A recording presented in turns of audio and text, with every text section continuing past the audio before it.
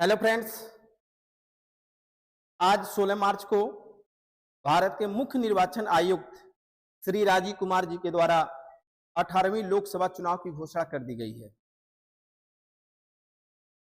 क्योंकि भारत दुनिया का सबसे बड़ा लोकतांत्रिक देश है और लोकतंत्र का मतलब ही होता है जनता के द्वारा चुनी हुई सरकार।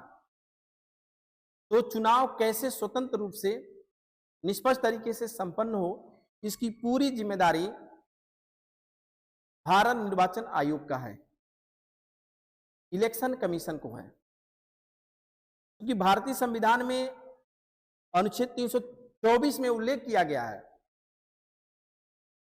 कि संसद, राज्य विधानमंडल, राष्ट्रपति और उपराष्ट्रपति के पदों पर निर्वाचन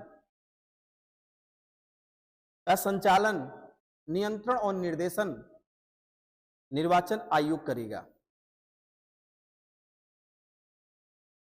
उसी क्रम में आज 18वीं लोकसभा चुनाव की घोषणा हो गई, जिसमें हम सभी अपने लोकसभा क्षेत्र के सदस्य का चयन करेंगे।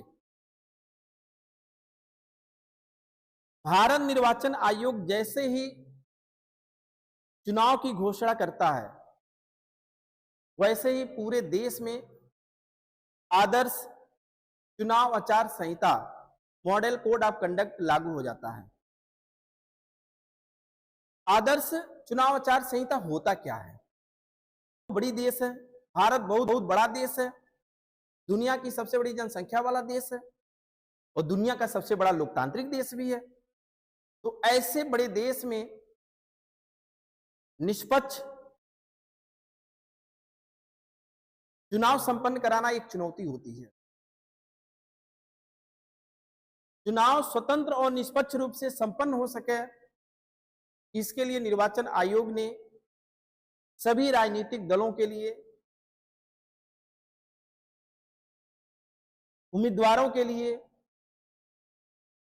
नागरिकों के लिए एक नियमावली जारी करती है, एक निर्देश जारी करती है, जिस निर्देश का पालन करना हर व्यक्ति का दायित्व है और जरूरी भी है।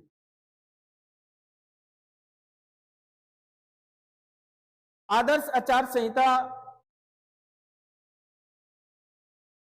कब लागू होती है और कब समाप्त होती है, अगर इस पर चर्चा करते हैं तो चुनाव आचार आदर्श संहिता निर्वाचन आयोग द्वारा चुनाव की घोषणा करने के साथ प्रारंभ हो जाती है और चुनाव संपन्न होने के बाद, यानी मतगणना के बाद, परिणाम जारी होने के बाद समाप्त हो जाता है। तो इस दौरान चुनाव निष्पक्ष रूप से संपन्न हो सके, इसके लिए कुछ निर्देश हैं। जैसे कोई भी राजनीतिक दल, कोई भी उम्मीदवार, पहला पॉइंट है जो प्रावधान किए गए हैं आदर्श आचार संहिता में, जो प्रावधान है उसमें यह है कि कोई भी राजनीतिक दल अपने चुनाव प्रचार के दौरान धर्म के आधार पे, जाति के आधार पे और क्षेत्र के आधार पर वोट नहीं मांगेंगे। यानी आप सिर्फ राजनीतिक दलों के द्वारा किए हुए कार्यों की आलोचना कर सकते हैं, उनकी आलोचना करके आप उनमें कमियां दिखाकर आप वोट मांग सकते हैं। आप अपना मैनिफेस्टो जारी करें, मैनिफेस्टो के आधार पे आप वोट मांग सकते हैं, न कि किसी जाति और धर्म के आधार पे भड़काकर आप वोट नहीं मांग सकते हैं। अगर इस तरह का कोई भी राजनीतिक दल और या उम्मीदवार इस तरह का करता हुआ पाया जाता है तो उसके ऊपर कानूनी कार्रवाई होती है। कोई भी उम्मीदवार धन बल या बाहुबल के आधार पर चुनाव को प्रभावित नहीं कर सकता। आप किसी भी व्यक्ति को धन का लोभ देकर वोट नहीं ले सकते। यानी जो पैसा देकर गांव में अक्सर वोट खरीदा जाता है, यह अवैध है, यह आदर्श आचार संहिता का उल्लंघन है। आप किसी भी व्यक्ति को धन का लोभ नहीं दे सकते।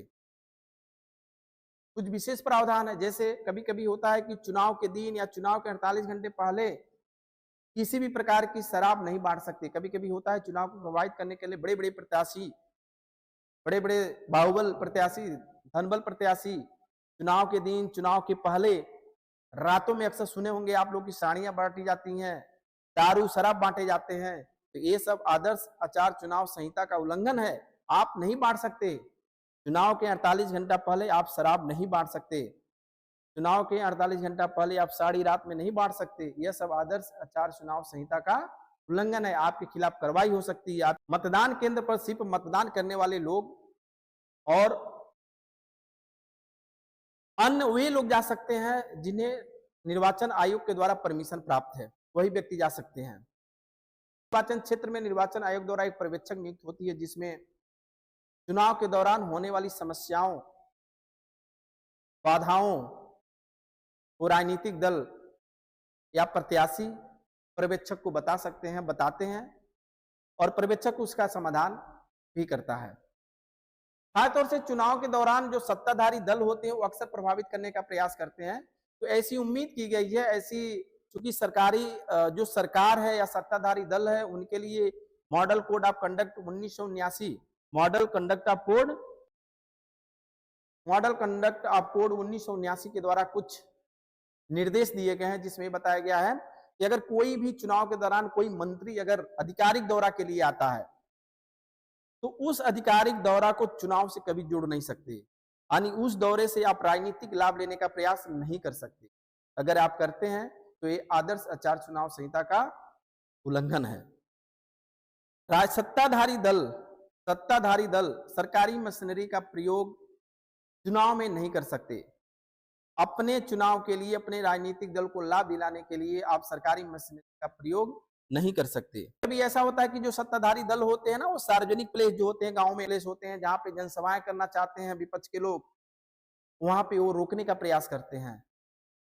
वहां पे सबका अधिकार है। आप किसी भी पार्टी, किसी भी विपक्ष के पार्टी को आप जनसभा करने से नहीं रोक सकते।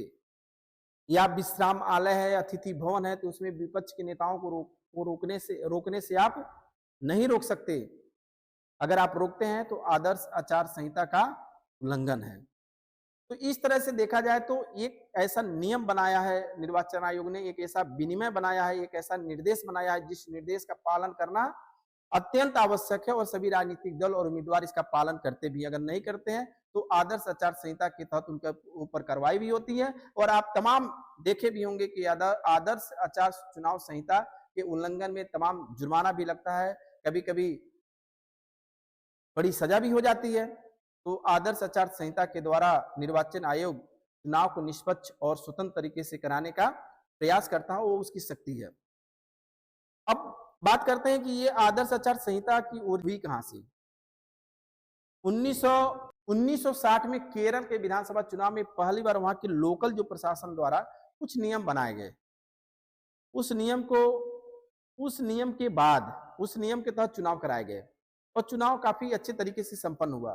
बाद में जब 1962 में लोकसभा का चुनाव हुआ तो उस चुनाव को संपन्न कराने के लिए भी निर्वाचन आयोग ने कुछ सामान्य नियम बनाई, लेकिन धीरे धीरे चुनाव में हस्तक्षेप लोगों का बढ़ता गया, बाहुबल धनबल का हस्तक्षेप बढ़ता गया। तो 1991 में आकर भारत निर्वाचन आयोग ने एक आदर्श चुनाव आचार संहिता को सख्ती से पालन करना शुरू कर दिया। तो 1991 से लेकर अब तक आदर्श आचार चुनाव संहिता का पालन सख्ती के द्वारा निर्वाचन आयोग पूरे चुनाव को शांतिपूर्ण तरीके से संपन्न कराता है। कि आचार संहिता का उल्लेख कोई भारतीय संविधान में उल्लेखित नहीं है।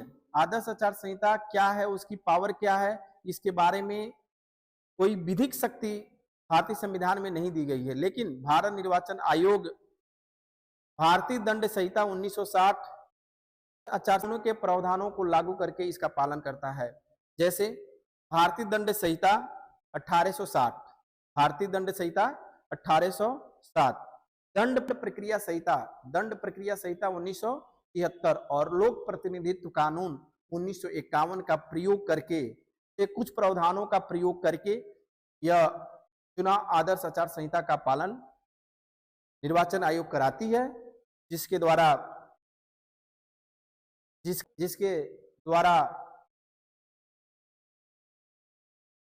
चुनाव निष्पक्ष और शांतिपूर्ण तरीके से संपन्न होता है।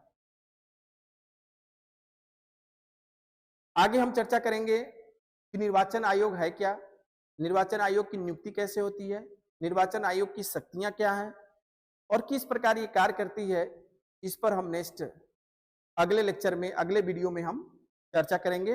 तब तक के लिए धन्यवाद।